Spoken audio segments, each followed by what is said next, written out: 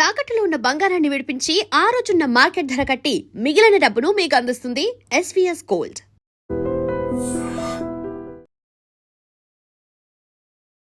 Welcome to iDreams. This is Pavan. కుకట్పల్లిలో దారుణమైన సంఘటన చోటు చేసుకుంది. కుటుంబంలో ఒక మహిళ చనిపోయినా కానీ 3-4 రోజులుగా ఆ శవాన్ని ఇంట్లో పెట్టుకొని వాళ్ళు అలాగే ఉంటున్నారు. సో దానికి సంబంధించి చుట్టుపక్కన బాగా స్మెల్ రావడంతో పక్కనున్న వాళ్ళందరూ కలిసి, అపార్ట్మెంట్ వాళ్ళు, ప్రెసిడెంట్, వీళ్ళందరూ కలిసి ఎస్ఐ గారికి అక్కడ కుకట్పల్లిలో కంప్లైంట్ ఇవ్వడంతో వాళ్ళు వచ్చి కనీసం దాదాపు ఒక 2 గంటలు బతిమలాడిన తర్వాత ఆ బాడీని తీసుకొచ్చి పంపించడం జరిగింది. అసలు ఏం జరిగిందని వివరాల్లోకి వెళ్తే, ప్రస్తుతం మనం కుకట్పల్లి కింద, కుకట్పల్లి వివేకానంద నగర్ కాలనీ రామకృష్ణ స్ట్రీట్ దగ్గర ఉన్నాము. మీకు కనిపిస్తుంది కదా, శ్రీ భరద్వాజ్ నిలయం అని చెప్పేసి, శ్రీ సాయి భరద్వాజ్ నిలయం. సో ఇక్కడ ఏం జరిగిందంటే, ఇక్కడ ఉండే 3rd ఫ్లోర్లో ఉంటారు వాళ్ళు. సో ఒక ఫ్యామిలీ కైకలూరు దగ్గర నుంచి వచ్చారంట, ఏలూరు దగ్గర. సో అక్కడ నుంచి వచ్చి యాక్చువల్లీ వాళ్ళది వెల్ సెటిల్డ్ ఫ్యామిలీ. వాళ్ళ ఫ్యామిలీ, వాళ్ళ హస్బెండ్ ఎస్ఐ అంట, 2 కూతుర్లు, 1 కొడుకు. మంచిగా 5 మెంబర్స్ ఉండేవాళ్ళు. బట్ 18 ఇయర్స్ నుంచి ఇక్కడ ఉంటున్నారని చెప్తున్నారు. బట్ ఎవరితో కలిసేవాళ్ళు కాదు. కొంచెం వాళ్ళ ప్రపంచం వాళ్ళది అన్నగా ఉన్నట్లుగా ఉండేవాళ్ళంట. గతంలో ఒక వాచ్మెన్ మీద కూడా ఈ ఫ్యామిలీ, ఇప్పుడు ఎవరైతే చనిపోయారో ఆ మహిళ దాడి చేసింది కత్తితో అని చెప్పేసి అని అంటున్నారు. ఆ తర్వాత అతను మానేసిన తర్వాత చాలా మంది వచ్చారు, వెళ్ళారు. బట్ రీసెంట్గా ఇప్పుడు ఆమె అనారోగ్యంతో చనిపోవడం జరిగింది. చనిపోయిన తర్వాత ఫ్రైడే రోజు చనిపోతే తీసుకొని వచ్చి ఇక్కడే రూమ్లో పెట్టడం జరిగింది. పెట్టిన తర్వాత వీళ్ళు రేపు తీస్తారేమో అని వెయిట్ చేశారు. సండే వరకు వెయిట్ చేశారు.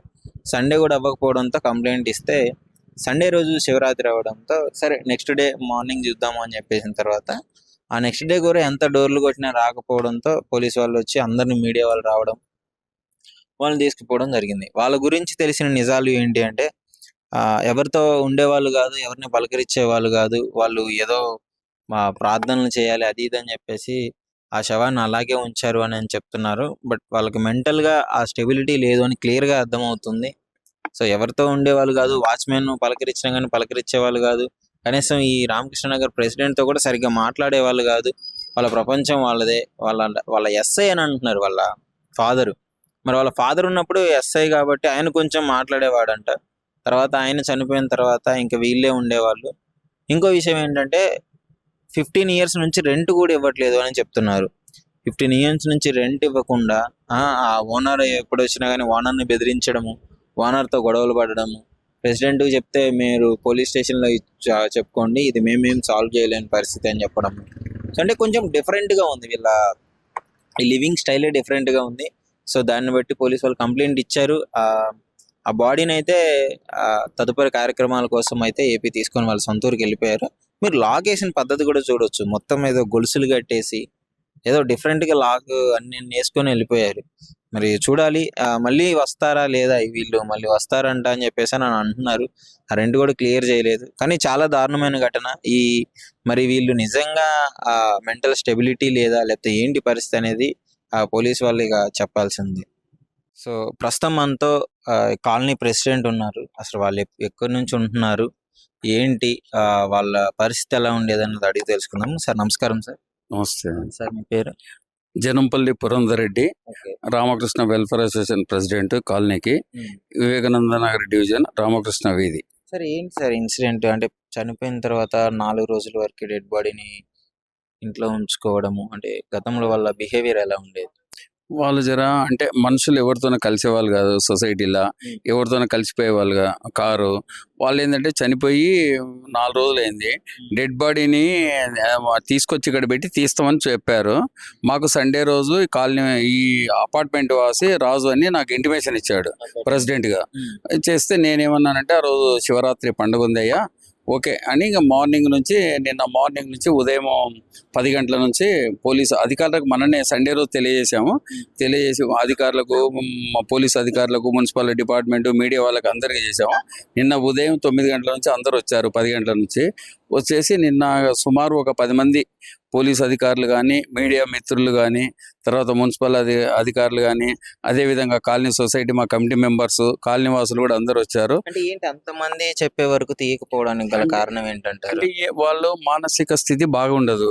వాళ్ళు ఒకరు చెప్తే ఇనే రకం కాదు. వాళ్ళు మేము తీస్తాము, మాకు కొన్ని పూజలు ఉన్నాయి, అది ఉంది అని చెప్పారు. పూజలు అంటే వాళ్ళు క్రిస్టియన్స్, మేము కొన్ని ప్రార్థనలు చేయాలా, మాకు మినిమం 4-5 డేస్ ఉంచాలనే విధంగా మాట్లాడారు. ఇంటిలో ఎక్కడ 4 రోజులు చనిపోయిన తర్వాత లేదు, వాళ్ళు ఏదో మెంటల్ గా ఏదో ఇబ్బంది పడి ఉంటారు. అదే చెప్పాను కదా, వాళ్ళు ఎందుకంటే మెంటల్ గా కొద్దిగా కరెక్ట్ పర్సన్స్ గారు. వాళ్ళు ఎవరితోనూ కూడా కాలనీలో దాదాపు 18 సంవత్సరాల నుంచి ఉన్నారు. 18 ఇయర్స్ నుంచి ఉన్నారు. ఎవరితోనో మాట్లాడరు. కాలనీ ప్రెసిడెంట్ నాతో కూడా మాట్లాడరు. గతంలో వాళ్ళ అంటే ఇప్పుడు ఆ చనిపోయిన అమ్మాయి వాళ్ళ ఫాదర్ ఉండే, అతను రిటైర్డ్ పోలీస్ ఆఫీసర్, ఎస్ఐగా. ఎస్ఐ అయితే ఆయన అప్పుడప్పుడు మాట్లాడేవాడు. ఇంకా ఆయన చనిపోయినాక వీళ్ళు ఎవరితోనో కలిసేవాళ్ళు కాదు, మాట్లాడేవాళ్ళు కాదు. గతంలో కూడా వీళ్ళు మాట్లాడే వ్యక్తులు గారు. ఒక ఎస్ఐ ఒక్కడు కొద్దిగా మా సార్ అని ప్రెసిడెంట్ గాని మనతో వచ్చి మాట్లాడుతుంటే 2 ముచ్చట్లు వెళ్ళిపోయేవాడు. అంటే ఎంతమంది ఉంటారు మొత్తం ఫ్యామిలీ? వాళ్ళు అంటే ఇప్పుడు నలుగురు అంటే ఎస్ఐ గారు చనిపోయాడు. తల్లి తండ్రి చనిపోయాడు. 2 అమ్మాయిలు, ఒక అబ్బాయి. ఒక అమ్మాయి కూడా చనిపోయింది. ఇప్పుడు 3 ఉన్నారు. ఒక కూతురు, ఒక కొడుకు, కూతురు ఉంది. చిన్న కూతురు ప్రస్తుతానికి చిన్న కూతురు చనిపోయింది. 4వ మెంబర్ లో ఒక చిన్న కూతురు చనిపోయింది. అది కానీ చిన్న కూతురు చనిపోతే అలానే పెట్టారు. అంటే రామదేవరావు హాస్పిటల్లో శుక్రవారం నాడు చనిపోయింది. హాస్పిటల్ అనే చనిపోయింది. అమ్మాయి అనారోగ్య పరిస్థితుల వల్లనే చనిపోయింది. వేరే డిసీజులు అంటే ఆమెకు అనారోగ్యమే. ఆమెకు ప్రస్తుతానికి బాగలేదు. చాలా రోజుల నుంచి చూపిస్తున్నారు. అక్కడ మోర్ దెన్ 15 డేస్ ఉన్నది రామదేవ్ హాస్పిటల్. చనిపోయినాక డెడ్ బాడీ తీసుకొచ్చి ఇక్కడనే పెట్టుకొని అందరు ఏమనుకున్నారంటే తెల్లారే చేస్తారు, బంధువులు వాళ్ళు వీళ్ళు వస్తారని చూసాము. వాళ్ళు ఏం చేశారంటే ఎవరు చెప్తలేరు, లాక్లు వేసుకొని వెళ్ళిపోయారు. మొన్న సండే రోజు నైట్లో వేసుకొని పోయారు. ఉదయం మేము వచ్చాము, రాలేదు. వాళ్ళు 11:30కు వచ్చారు. అప్పుడు పోలీస్ ఆఫీసర్లను పిలిచి మున్సిపల్లోను మీడియా వాళ్ళు అందరూ వచ్చేసి ఇక్కడ ఉండటంలో వాళ్ళు మా ఎస్ఐ చంద్రశేఖర్ గారు కనీసం అంటే 2.5 గంటలు వారితో చర్చించి వాళ్ళకి అన్ని నచ్చజెప్పి మాట్లాడి అప్పుడు ఇక్కడికి వెళ్ళి శవాన్ని తరలించడం జరిగింది. మనీ ప్రాబ్లం ఏమన్నా ఉందా? మనీ ప్రాబ్లం కూడా ఏం లేదు. ఏదైనా ఉంటే మేము హెల్ప్ చేస్తామని కూడా చెప్పాం. అమ్మ మేము హెల్ప్ చేస్తా ఉన్నాం, వాళ్ళు మాకు వద్దండి అన్నారు. కాకపోతే వాళ్ళ మానసిక స్థితి కరెక్ట్ లేదు. ఒకరు చెప్తే ఇన్న రకం కాదు. వాళ్ళంతా మాకు దేవుడు అది చెప్తాడు, ఇది చెప్పాడు అని ఆ విధంగా చెప్తుంటారు. కాబట్టి ఇక మనం కూడా వాళ్ళు ఏమనంటే అందరి మీద ఇట్లా కొట్లాడడానికో తిట్టడానికో ఈ వాచ్మెన్ కూడా బెదిరించారు. గతంలో ఒక వాచ్మెన్ మీద కత్తితో దాడి చేయడానికి పోయారు. ఈ అబ్బాయి చచ్చిపోయిన పిల్ల వాళ్ళ కుటుంబ సభ్యులే. ఎవరు కలిస్తే వాళ్ళని తిట్టడం, అదే వాచ్మెన్ మీద కత్తి తీసుకొని పొడవటానికి పోవడం, బెదిరియటం. ఈయనను కూడా ఇవ్వలేదా మరి? పోలీసు వాళ్ళకి తెలుసు, చాలా సార్లు ఇచ్చిన వాళ్ళ అట్లే ఉంటది. చెప్పినప్పుడు కొద్ది రోజులు బాగానే ఉంటారు, తర్వాత యథావిధిగా ఇక దాని గురించి ఇక ముందైతే మాకేంటంటే దుర్వాసన వస్తుంది. ఇప్పుడు కాలనీల ప్రజలకు కానీ చిన్నపిల్లలు కానీ చాలా ఇబ్బందులు. ఇప్పుడు అపార్ట్మెంట్ వాసులు కూడా వాళ్ళు కూడా ఉదయం మాకు చెప్పారు, 4 వచ్చేసారి ఇట్లా ఉంది అని. మా యాక్షన్ తీసుకుంటామని విద్యా ప్రాతిపదిక మీద అందరిని పిలిపించి నిన్నంతా ఉదయం 9 గంటల నుంచి 3 గంటల వరకు ఉండి డెడ్ బాడీని వాళ్ళ స్వగ్రామమైన కైక్లూరు, గోదావరి జిల్లా, నిన్న 3 గంటలకి ఇక్కడికి వెళ్ళి పంపించే ఏర్పాటు చేసాం. ఓకే, సో మొత్తానికి ఇది అంటే మనీ ప్రాబ్లం అనుకుంటే వాళ్ళు అందరు రెడీ. నేను ఒకటే ఇస్తాను, దాని గురించి ఇబ్బంది ఏం లేదు. కానీ ఎస్ఐ ఫ్యామిలీ అని అంటున్నారు, బట్ ఈ విధమైన బిహేవియర్ అది మరి అంటే వాళ్ళు మానసిక స్థితి వాళ్ళకి ఏంటంటే పెళ్లిళ్ళు కాలేదు, వాళ్ళకు ఎవరికి కాలేదు. మొత్తం మోర్ దెన్ 50 ఇయర్స్ ఉన్నారు. ఇప్పుడు అమ్మాయి చనిపోయింది 42 ఇయర్స్. తర్వాత వాళ్ళ సిస్టర్ కు 45, వాళ్ళ బ్రదర్ కు 48. అట్లా అందరు ఏజ్డ్. వాళ్ళు పెళ్లిళ్ళు కాలేదు, ఏం కాలేదు. మళ్ళీ చదువుకున్న వాళ్ళే, మంచిగా ఇంగ్లీష్ ఆల్మోస్ట్ ఎవ్రీథింగ్ ఈజ్ మంచిగా మాట్లాడటం చేయడం బాగానే ఉంటారు. కాకపోతే వాళ్ళ మానసిక పరిస్థితి బాగలేదని మేము అనుకుంటున్నాం. ఎందుకంటే జనాలలో కూడా ఎవరితోనూ కలవరు. ఈవెన్ అపార్ట్మెంట్ లో కూడా ఎవరితోనా మాట్లాడారు.